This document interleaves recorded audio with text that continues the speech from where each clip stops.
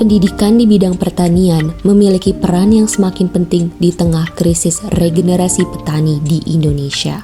Saat ini, jumlah petani muda semakin berkurang, sementara mayoritas petani di Indonesia pun sudah berusia lanjut. Dengan menurunnya minat generasi muda pada pertanian ini, Indonesia terancam kehilangan sektor yang vital bagi ketahanan pangan dan ekonomi nasional. Pendidikan pertanian menjadi krusial untuk menarik minat generasi muda dan mengubah pandangan bahwa pertanian adalah sektor yang kurang prospektif. Melalui pendidikan, generasi muda dapat dibekali pengetahuan modern tentang teknik budidaya, penggunaan teknologi, serta inovasi dalam rantai pasok hasil pertanian. Pendidikan pertanian pun mendorong keterampilan agribisnis dan pengelolaan sumber daya alam yang berkelanjutan. IPB University hadir untuk menjawab krisis regenerasi petani serta kebutuhan akan inovasi di sektor pertanian. Program studi teknologi produksi dan pengembangan masyarakat pertanian menawarkan pendekatan yang holistik dengan mengintegrasikan teknologi dan manajemen dalam dunia pertanian. Program studi ini hadir untuk menarik minat generasi muda serta membekali mereka dengan keterampilan yang relevan di era modern. Assalamualaikum warahmatullahi wabarakatuh. Perkenalkan, nama saya Agus Julio Pratama, salah satu dosen di program studi teknologi produksi dan pengembangan masyarakat pertanian atau disingkat PPP. Yang dalam hal ini program studi PPP itu ada dua fondasi landasan keilmuan ya. Yang pertama ada di bidang teknologi produksi dan ada di pengembangan masyarakat pertanian khususnya. Jadi nantinya core dari lulusan P3 itu sebagai seorang penyuluh dan seorang pengembangan masyarakat.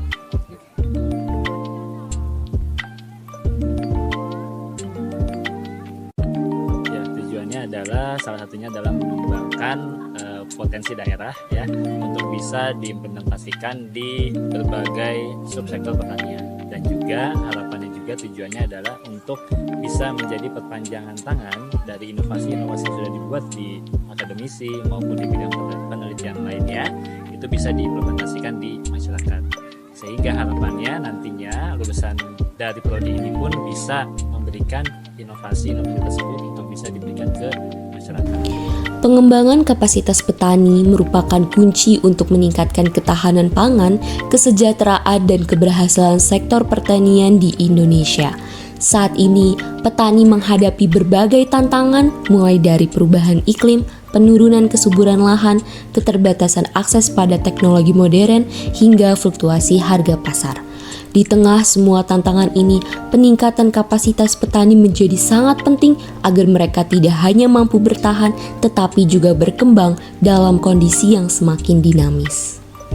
Ya, jadi memang di dalam kurikulum yang kami buat di dalam prodi P3 ini memang sudah mengakomodir tadi ya, bagaimana tadi sudah ada data berkaitan dengan petani yang semakin menurun, kemudian juga lahan juga semakin juga menurun. Nah, dalam hal ini prodi P3 mencoba kembali untuk menggait gitu ya anak-anak muda atau mungkin lulusan SMA maupun SMK untuk masuk ke bidang pertanian.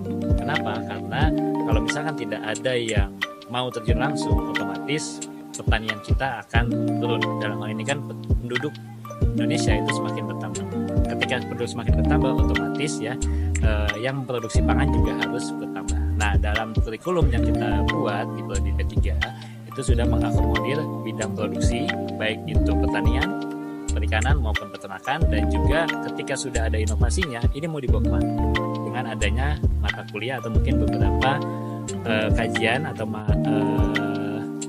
topik berkaitan dengan pengembangan masyarakat maupun penyuluhan, sehingga dari ketiga inovasi yang ada di bidang produksi pertanian, peternakan, dan perikanan ini bisa diberikan ke masyarakat, sehingga otomatis bisa membangun gairah masyarakat untuk bisa terjun langsung ke pertanian.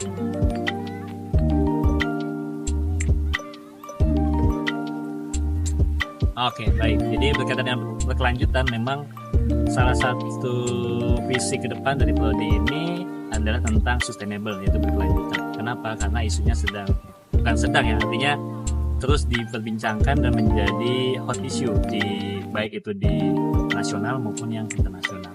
Nah, implementasinya di prodi ketiga itu di mata kuliah pertanian itu sudah menerapkan praktikum secara berkelanjutan, artinya dari segi penggunaan bahan, ya, kemudian juga pemanfaatan lingkungan dalam lahan ya di kebun percobaan itu sudah kita menerapkan sistem secara berkelanjutan. Dan terlebih lagi ada mata kuliah yang khusus menangani berkaitan dengan berkelanjutan ini, yaitu sistem pertanian secara berkelanjutan.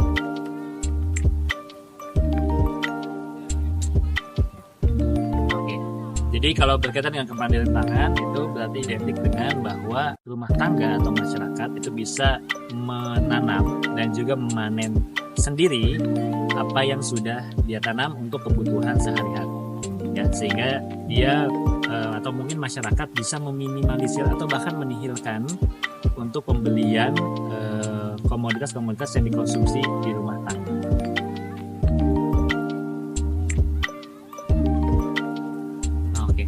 Baik, karena memang salah satu labnya adalah prodi P3 ini adalah terjun langsung ke masyarakat, jadi memang ada desa yang dalam hal ini memang jadi pusat untuk pengabdian ya, baik itu mungkin 17 prodi yang ada di SV, salah satunya juga P3 dalam hal ini ada desa yang jadi percontohan yaitu Desa Mulia Hadza, yang dalam hal ini selain kita melakukan edukasi atau penyuluhan berkaitan dengan input pertanian, tetapi juga kita memberikan edukasi berkaitan dengan informasi teknologi yang sebenarnya masyarakat sudah miliki, ya artinya sudah memiliki kemampuan, tetapi belum secara epik begitu ya, bisa dimanfaatkan secara kehidupan sehari-hari. Nah, dalam hal ini selain ada tadi berkaitan dengan budidaya, tetapi kami juga memberikan edukasi berkaitan mungkin salah satunya ada pemanfaatan Canva sebagai media promosi bagi masyarakat, terutama masyarakat tadi ya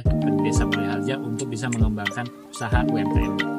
Kemudian yang kedua ada juga berkaitan dengan pemanfaatan teknologi informasi internet ya, waktu itu pernah kita lakukan juga di desa binaan yaitu di Desa Cigombong, yaitu berada di agak puncak bukit ya, sehingga akses sinyal pun sedikit terbatas. Nah, dari kegiatan sudah dilakukan ini harapannya masyarakat itu bisa meningkatkan scale up-nya ya dari hasil pelatihan yang sudah kita lakukan.